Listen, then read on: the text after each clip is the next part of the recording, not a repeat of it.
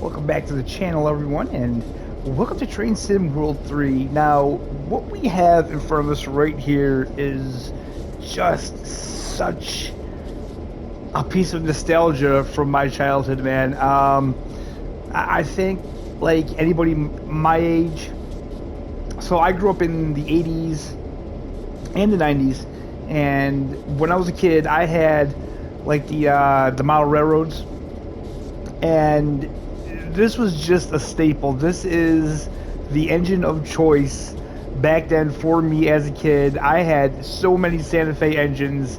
I absolutely loved it back then, and I just I cannot believe this is finally in the game. Now, this train isn't new to the game. I believe this is the same train they have on the Clinchfield. It's not in the Santa Fe livery. It is the same train though, but man, just seeing that Santa Fe livery, and I mean, just look at that. Look how reflective it is, and just you can see the BNSF engine over here just reflecting off the side of it. Absolutely gorgeous. They did such a good job with this train, guys. So we're not going to be doing the training module with this. We're going to be hopping into one of the scenarios. When they added this into the game, we had like 3 special scenarios for it. I'm going to do the shortest one, not for the fact that it is short. It's for the fact that it's the only one I really like. The other 2, they're all kind of switching and stuff like that, and it's just so boring. I really wish they would have done something better with this. I wish they would have added timetables for it. You can do any of the timetables with this in the Cajon Pass, but the train just isn't powerful enough to do any of those, unfortunately. So yeah, we're going to do a certain scenario that I've already done. It is really cool. It shows off the new graphics, it shows off the new lighting, and more importantly, we get to drive this baby. So let's hop on over to there, shall we?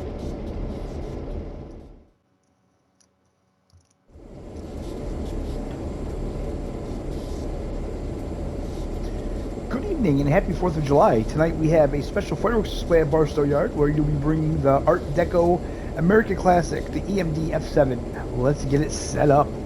Alright guys, so this is the horn on the 4th of July. This is a pretty cool little scenic route, and I mean, let me just take this off for now. Look at that. Gorgeous sunset, beautiful summer night.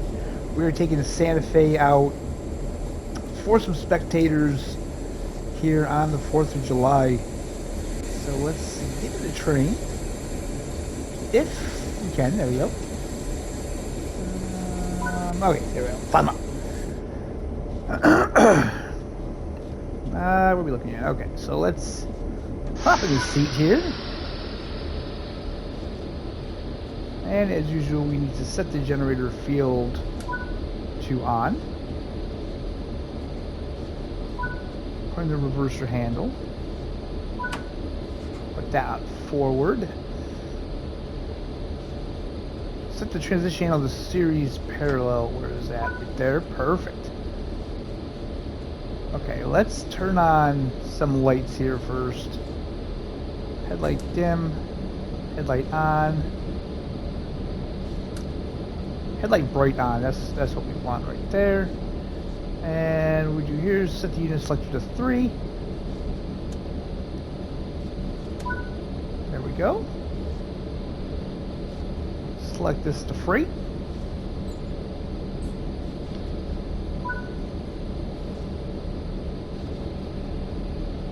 Okay, so I'm guessing we're ready to go. We are going downhill. Oh, we have another train coming here. I just have to make sure I know where we're independent brake. What is this? Auto emergency brake. This is from here. Sander. Brake release fell off. Okay, I think we're ready to go.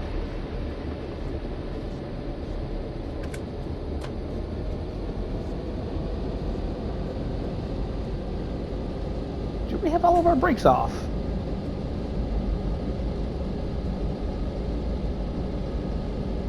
No, we don't. Okay. Let's shut that back off. This is on emergency. We need to release that. Now I think we're ready.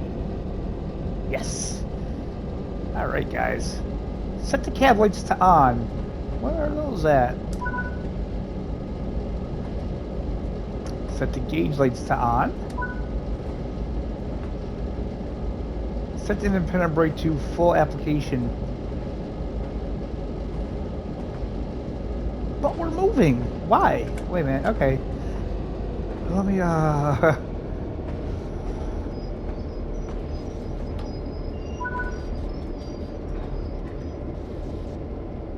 apply a small amount of throttle. Okay, we literally just did this. So I don't know why they want us to do all this again. Okay, so now I guess we can go. All right, so I'm gonna shut this light off because we don't need that on. I really want to just enjoy the lights here. Now this is 17 miles. It's pretty much like that the whole trip. This is an easy trip, guys. This is an easy trip. Once we get going, the speed limit is pretty much the same all throughout, so we won't have to worry about that. And we might even be able to take the HUD off for a little while so you can see, because with it off, as you can see, it looks so good. Man, I love being in this train.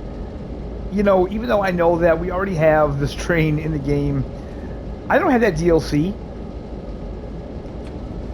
So, yeah, this is just so much fun. And the fact that we're in, you know, the Santa Fe. Look at this. Oh, man, it looks so good. So good. Alright, so one of the things I love about this game specifically is that when I do a video, I can just kind of hang out and chill and just talk to you guys, you know, and yeah, just kind of hang out. I love the windows in this, man. The windows, it looks like maybe a car, or even like maybe the cockpit of a an old plane. We're going downhill, but we can let's go a little faster. The speed limit is a little over 50, so it's probably around 55. And away we go.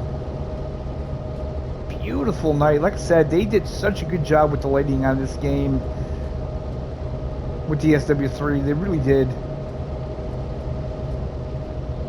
I know a lot of people, I guess, have issues with the game. But, you know, honestly, it really doesn't matter. No matter what game comes out, people experience bugs that other people don't have. And, you know, to them, the bug they're experiencing is just, you know, uncalled for, and they can't deal with it, and they get upset. But I don't know. I haven't really experienced any game-breaking bugs yet.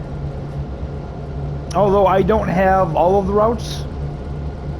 I can't afford to buy all of them. And the DLC for this game, it is pricey. You know, DLC comes out and it's like $30 for DLC. And a lot of the games I'm playing lately, especially these indie developers, a whole game costs $30. You know, so it's something that you gotta think about. So what I like to do is I like to wait till these DLCs go on sale. Now this particular DLC, this wasn't bad at all. This was only like, I want to say $4 or $5. Now you could get 3 trains. I think it was like $12.99, and you could get 3 trains in this DLC. But I didn't want the other 2. I just wanted the Santa Fe. And I think it was only like $4.99, $5.99, something like that. So not bad at all. Alright, so the speed limit is around 55. Let's take the HUD off. We can watch that. Speedometer is very easy to see on this train. Oh, we got another train coming through. Let's let the horn.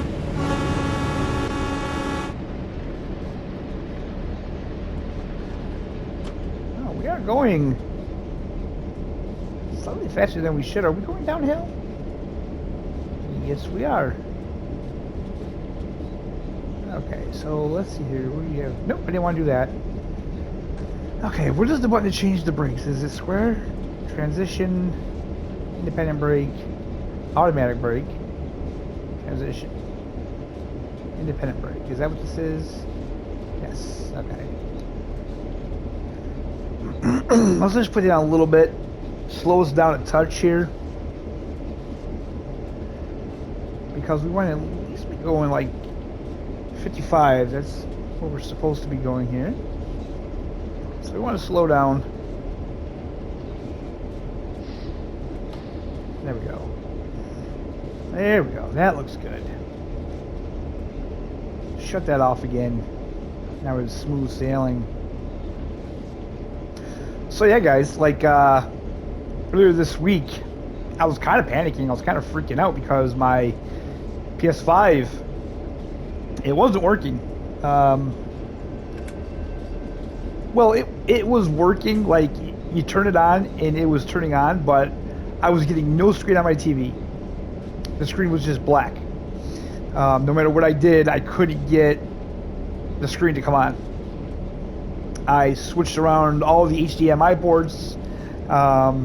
You know, I turned the PlayStation off and on. I unplugged it for 5 minutes and then plugged it back in, turned it back on. Nothing. I couldn't get a picture. So I was like really seriously getting ready to. I mean, I did. I tried to contact PlayStation, but Sony wasn't open yet. They didn't have anybody there yet. You can't actually speak to anybody from Sony until noon Eastern Standard Time, because I do believe they're on the West Coast, and I guess that's like what, 9 o'clock. So they had nobody there until like 9 o'clock in the morning, which is kind of strange. Okay, we need to slow down just a little bit.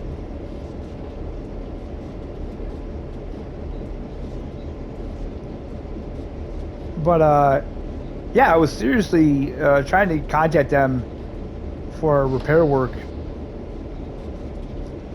So what happened was I disconnected the Sony and I moved it out to the living room TV, and I hooked it up to that, and it worked.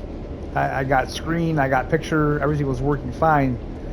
So yeah, I was like, I don't understand. You know, I understand why it's working on that TV and not my TV. This is pretty much a new TV. This is only about a year old. Yeah, it'll be a year old. It probably is a year old now. I got it last year for my birthday. So let's see here. What's going on? Trying to figure out. All right, we should be good.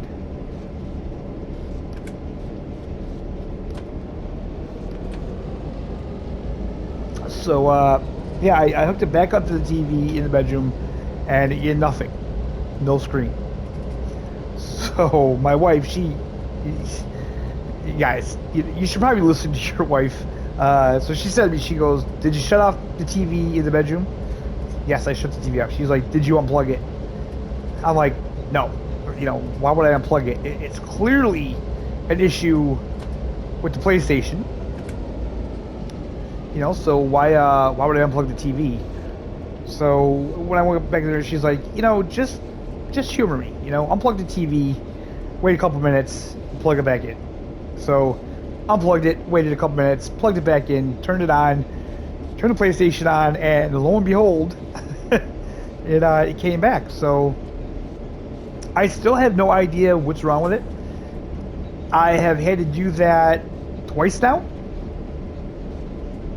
So it's obviously an issue with the television and not the PlayStation.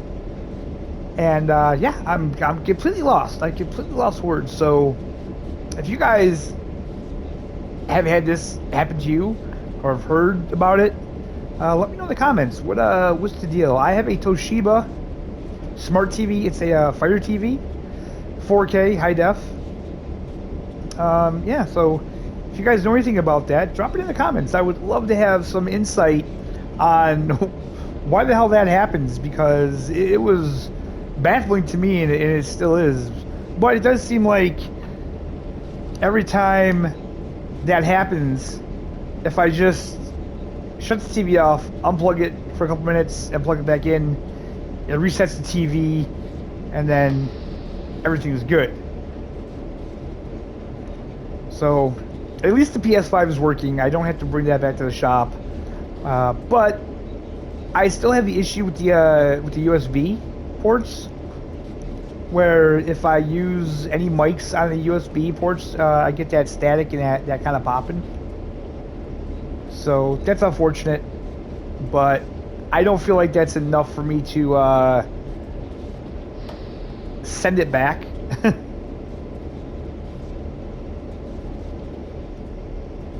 So that was my little stressful story of the week here. Wow, it looks like we are flying. Look at that. That is gorgeous. Across the desert like that. Let's see where we're at here. So we have 8.4 miles to go, and then we have to go via location, so we don't have to stop at this location. And this is a pretty good long route that we're going on here.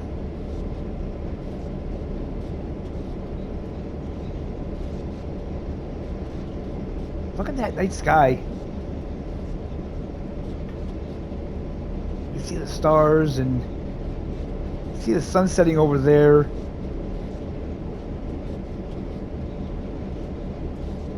I absolutely love it. I absolutely love it. This is something that gee, I won't be seeing in my area for quite a while now. You won't see skies like this anymore. We are in November. Although I gotta say, it has been just unseasonably mild this November. It has been a really pleasant one so far. As I am recording this, I am actually sitting in my room with the window wide open. Bright, beautiful sun, blue skies, not a cloud in the sky. Absolutely gorgeous day. So what about you guys? How's the weather where you're from?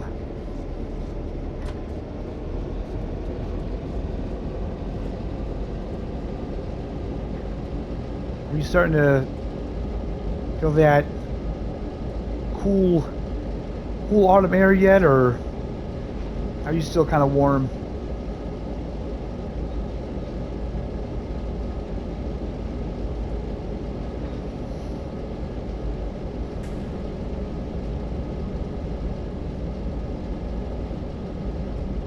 Now, as I said at the beginning, I actually did try to use this train on one of the timetables for this route, but the train's just not powerful enough. The engine's just not powerful enough. Oh, you know what? Where is that other light?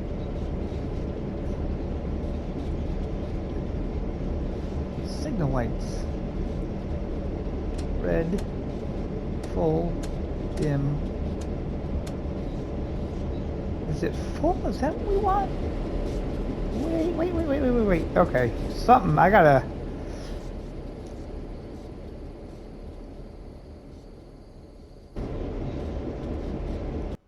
change the camera, guys. Hold on here. But yeah, I wanted to do that because that light looks so cool. And it does move. So that's pretty neat. Alright, so it is getting darker. We still have 5.1 miles to go.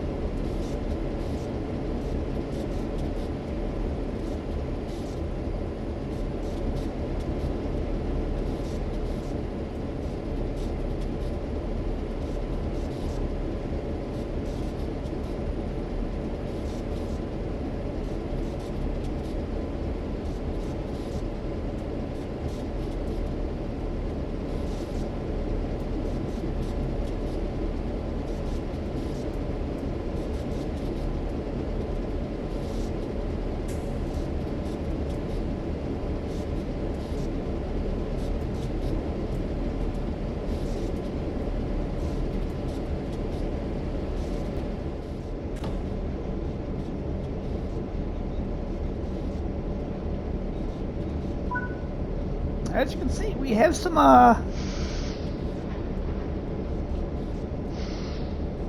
okay, it did change. We have some fireworks going off in front of us here, guys. Look at that. I'm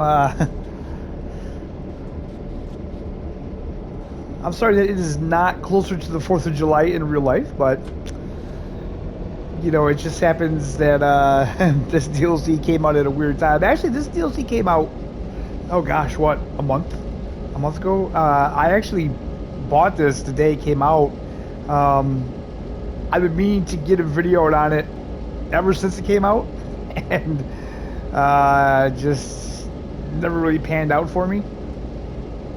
But we're doing it now, so that's all that matters. So go via location as indicated. Oh, we are speeding quite a bit here. Let's get our speed down.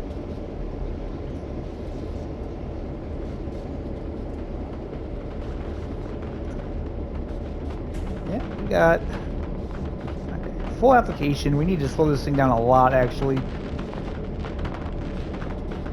We got the fireworks going outside. Objective complete. Sound the horn.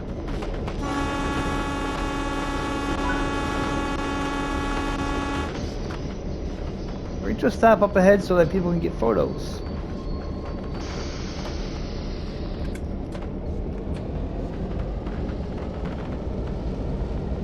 Okay, we want to bring it to a stop up ahead, but not here.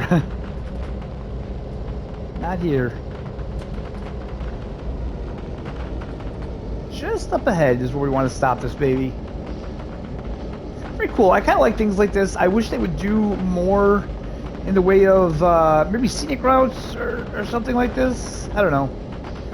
Like I said, the other ones have to do with switching and stuff, and I'm really not fond of those at all.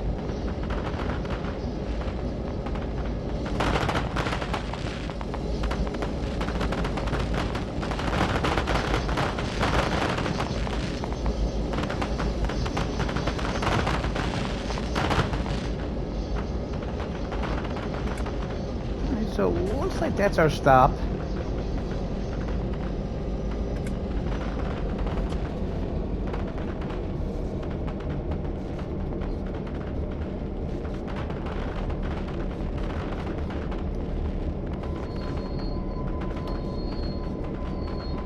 Let's hope we get it stopped in time. We did. Nice. Nicely done.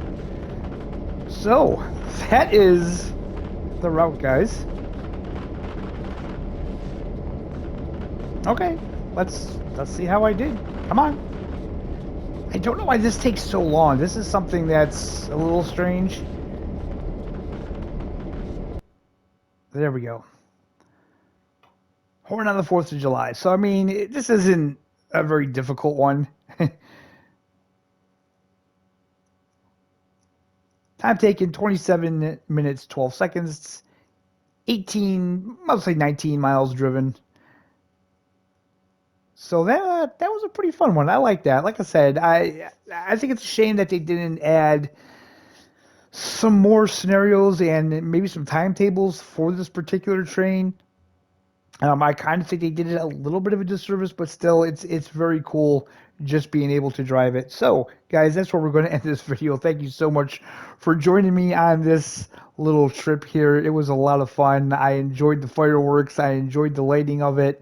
And I enjoyed getting back to a little bit of the summer here as we start to head into the late autumn and early winter season. I hope you guys are all having a fantastic day. Thank you so much for watching. I appreciate each and every one of you.